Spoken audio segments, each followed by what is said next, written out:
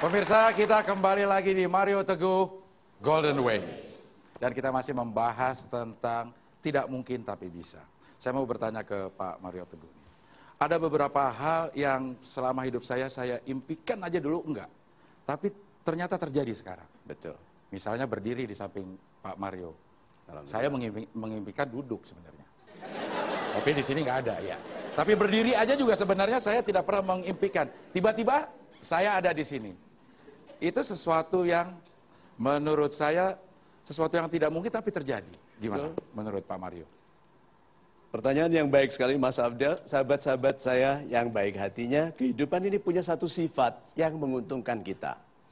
Sifat dari kehidupan kita ini adalah tahu tempe. Tahu. Ya. Tahu. Nih, tahu sudah di sini. Tahu jadi komik yang terkenal di Indonesia. Tahu. Setiap orang itu tahu. Syaratnya utun. Ini bahasa Jawa itu. Teratur, ajek, ikhlas dari yang kecil, asal dilakukan, day in, day out, every day. Tahu. Nah, tahu tidak bisa terjadi kepada orang yang sedang tidak melakukan sesuatu. Good things come to those who wait. Hal-hal baik datang kepada yang menunggu, but not to those who wait too late. Tidak kepada yang menunggu terlalu lama.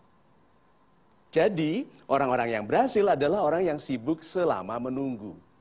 Nah, sekarang pertanyaannya, apakah Anda tahu, bisa tahu kaya?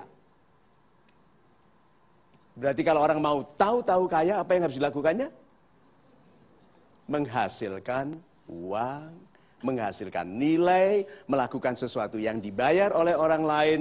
Tantangan saya, yang sudah gajian, siapapun yang sudah gajian, tantangan saya, Anda dapatkan 10.000 rupiah saja 1 minggu di luar gaji. Tapi melakukan sesuatu yang dibayar orang. Kalau bisa. Apa yang terjadi di pikiran kita? Sudah memikirkan apa yang harus aku lakukan. Nah, itu baru 10.000 rupiah loh. Bagaimana kalau 4 miliar 1 bulan? Udah kelihatan wajahnya bilang, nggak mungkin. Itu kan? So, Mas Abdel, kalau gitu yuk kita ikhlas dulu menginginkan sesuatu. Kalau memang 10.000 itu kecil tetapi besar tantangannya, lakukan itu dulu. Saya betul-betul mengundang Anda untuk mencoba 1 minggu dapatkan 10.000 rupiah dari melakukan sesuatu yang dibayar orang. Itu. Super sekali jawaban Pak Mario. Sekarang saya langsung berikan kesempatan lagi kepada Anda yang hadir di sini untuk bertanya. Silakan. Salam super. Salam super, Bapak. Saya Oscar dari Ciledug. Yang ingin saya tanyakan, seorang anak muda yang paling sering dikeluhkannya adalah saat berencana ingin melakukan sesuatu, bagaimana jika nanti saya jatuh? Bagaimana jika nanti saya gagal? Sehingga mereka mempersiapkan agar nantinya tidak jatuh. Tetapi ada sebuah nasihat yang mengatakan bahwa persiapan yang paling penting itu bukan bagaimana nantinya jika kita jatuh, tetapi bagaimana jika kita bisa melambung saat kita jatuh nanti, gitu Pak. Nah, itu persiapan seperti apa yang bisa membuat kita melambung lebih tinggi nantinya saat kita jatuh, Pak? Terima kasih, Pak. Salam super. Super, terima kasih.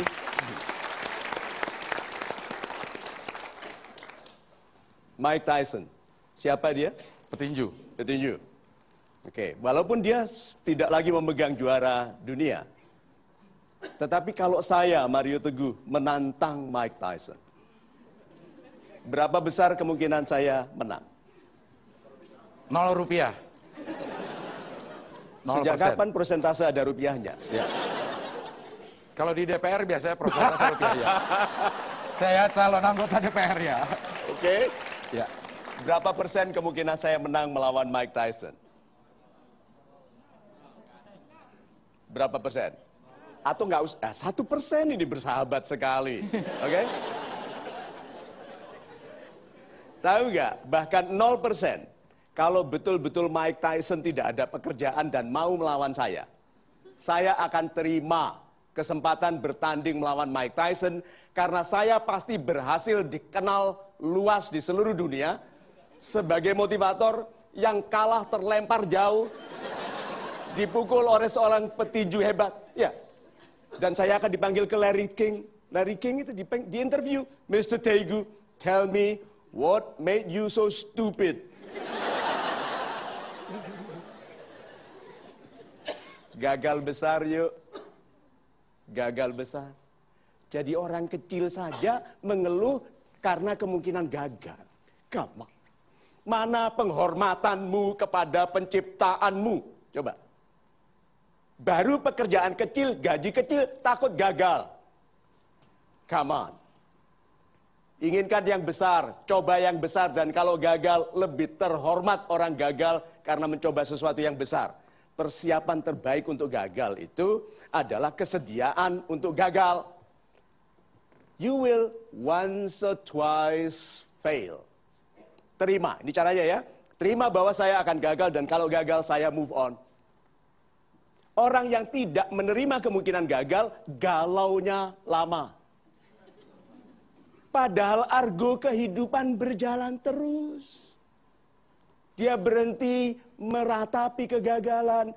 Accept the possibility of failure. Terima kemungkinan gagal. Kalau gagal, terima dengan ikhlas, senyum, move on. Itu.